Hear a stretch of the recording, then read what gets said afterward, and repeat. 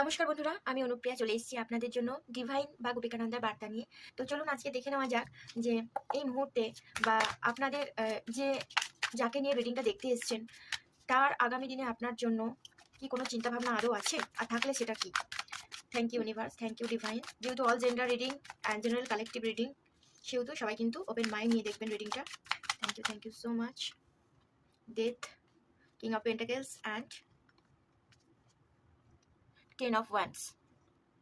দেখুন, আপনার পার্টনার হচ্ছে আপনাদের সম্পর্কের পুরনো যে তিক্ততা বা বাধাগুলো আছে সেগুলো কিন্তু চিরতরে একটা শেষ হয়ে যাক তিনি মানে মন থেকে সেটা চাইছে। যদিও কিছু খারাপ কিছু হয়ে থাকে আপনাদের মধ্যে, সেটা ঝগড়াঝাটি, মান অভিমান বা এমন কিছু ভুল বোঝাবুঝি, সেটা কিন্তু তিনি সেটার পরিবর্তন চাইছে। তিনি চাইছে যে আপনি তার সাথে কথা বলুন বা তাহলে কিন্তু সে সবটা ঠিক করে দেবে।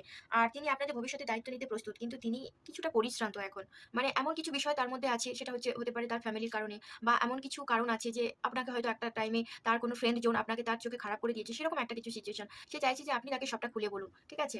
যাতে সে এই ডিপ্রেশন থেকে সেও মুক্ত হয় অ্যান্ড আপনিও মুক্ত হন। তার সাথে আপনি অনেকটা পথ চলুন, সে কিন্তু চাইছে। তিনি খুব বাস্তবসম্মতভাবে চিন্তা করছেন এবং আপনার সাথে একটা স্থায়ীভাবে কিন্তু থিতু হতে চান।